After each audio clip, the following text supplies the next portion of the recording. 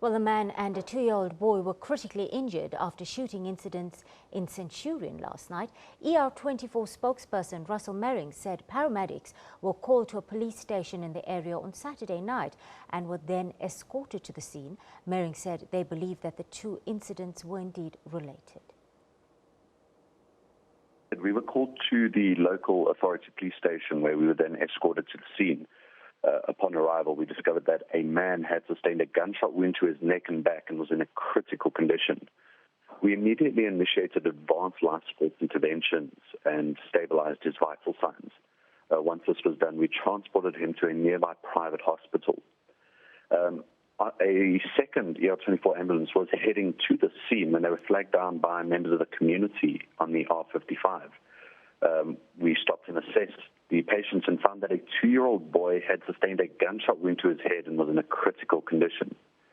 It is believed that these two scenes were related, as this family apparently drove past the initial shooting. Well, for more on that story, we are now joined on the line by Netcare 911 spokesperson Chris Porter. Good afternoon, Chris, and thank you for your time on the PM News Desk.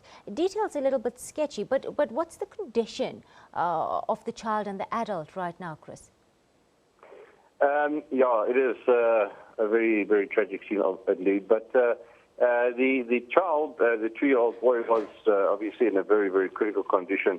The advanced life support paramedics from Netcare managed to stabilize the child, and we had to call in a helicopter to airlift the child, obviously, to a hospital so that the child can get specialized care.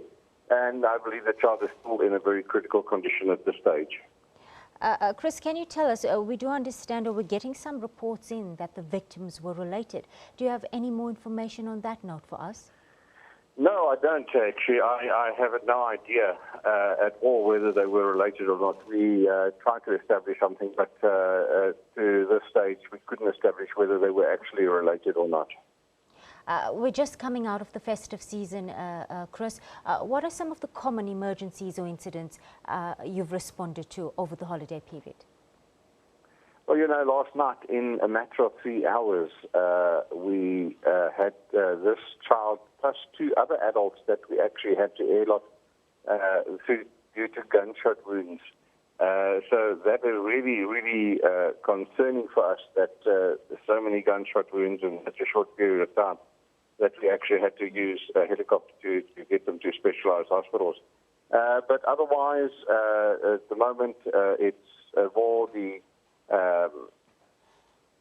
accidents and things like that, and near drownings that concerns us, especially with the beaches being packed to capacity at the moment. Drownings and, of course, shootings a big concern at this time of the year. What are some of the challenges your staff face during the holiday season, Chris? Just to get to the accident scenes or to get to the incidents, especially if they're on beaches or in holiday resorts or anything like this, to actually get to that scene, we've just been traveling along each beach down the coast, and I found it extremely difficult. The traffic are so far backed up, and to get to the patients are very, very challenging at the moment. So that is one of our biggest problems, that the areas are so blocked out that at times we have to also rely on the police to get us into the actual scenes on the beaches to get to the patients. Chris, access to the actual scene always a challenge, we understand you telling us.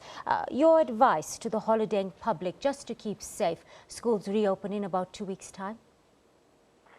Yes, you know, first of all, if we can just ask them, especially with the next few days still being hot on the coast, just to react responsibly, to swim where there is no lifeguard, not to drink when they go into the water and to swim, and also to not to go in where there is no swimming areas to go into. And look after the children, please. These children can disappear so quickly. And we have had quite a few children now drowning so far. If they can just keep their children close to them and make sure that they are safe at all times, And then also when they're traveling, to please slow down, don't drink and drive, increase your following distances, and I'm sure we're going to have a much better festive season. Thank you so much for your time on the PM News Desk. That was Chris Botha, Netcare 911 spokesperson, joining us on the line there.